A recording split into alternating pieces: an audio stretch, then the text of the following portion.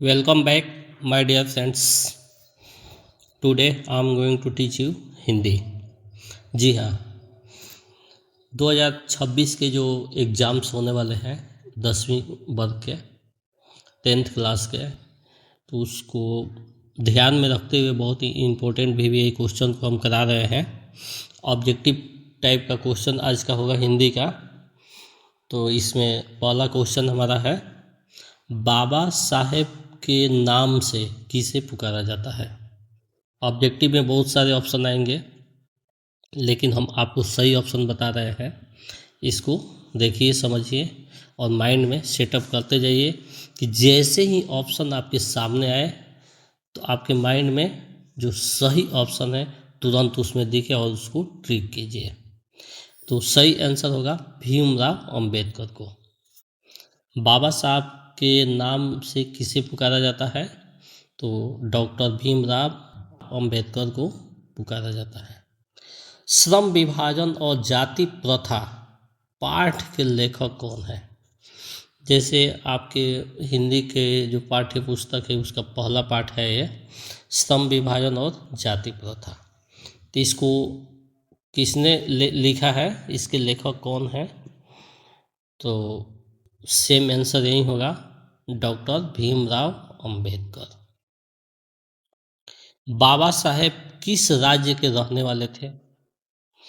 बाबा साहेब यानी भीमराव अंबेडकर कहाँ के रहने वाले थे, तो मध्य प्रदेश के रहने वाले थे। जो स्टेट है मध्य प्रदेश, वहाँ के रहने वाले थे बाबा साहब।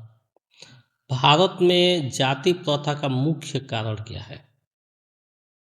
जो जात पात वाला सब खेल चल रहा है, तो इसका मुख्य रीजन क्या हो सकता है, क्या कारण है। तो इस कॉन्सेप्ट को समझेंगे पहले कि पहली चीज़ है बेरोजगारी और दूसरी चीज़ है गरीबी।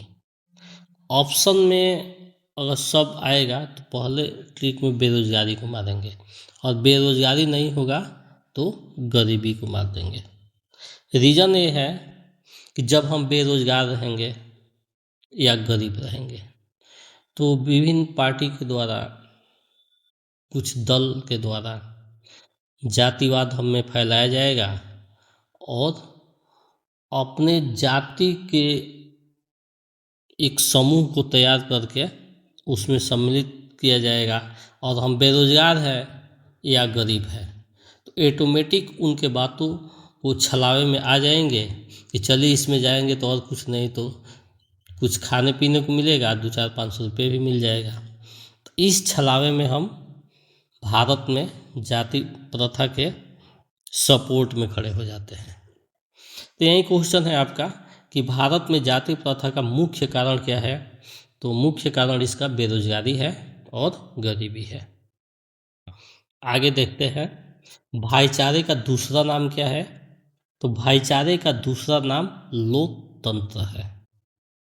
वाकिफ शब्द का क्या अर्थ है, वाकिफ शब्द का अर्थ परिचित होता है। खोखा के दांत किसने तोड़ा, आपके पाठ से संबंधित है, 20 के दांत वाला चैप्टर से है ये। खोखा के दांत किसने तोड़ा, तो खोखा का दांत मदन ने तोड़ा। 20 के दांत कहानी का मुख्य पात्र कौन है। 20 के दांत जो कहानी है इसका मुख्य पात्र कौन है, तो इसका मुख्य पात्र खोखा है। हकस कौन था, हकस एक वनस्पति वैज्ञानिक था।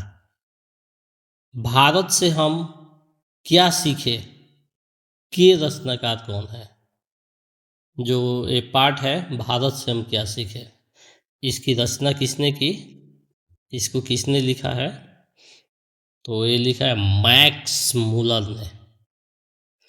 सच्चा भारत कहाँ बसता है,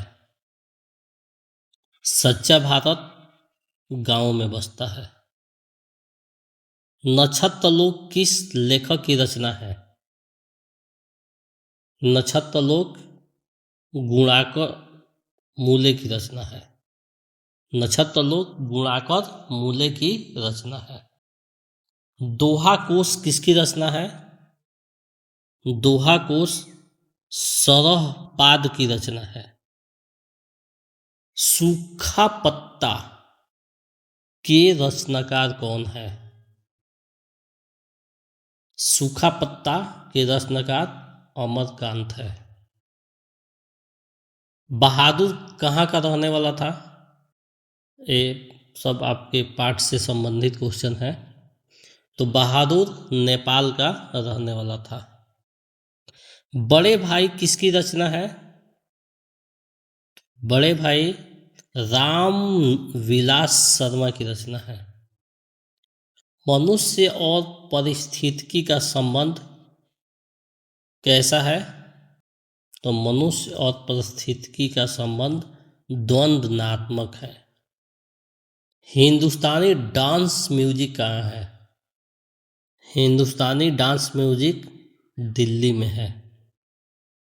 हलकारे का अर्थ क्या है? हलकारे का अर्थ संदेश वाहक है। शागिर्द का अर्थ क्या है? शागिर्द का अर्थ शिष्य होता है।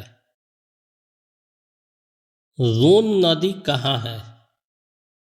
रोन नदी दक्षिण फ्रांस में है। ला शत्रुज क्या था?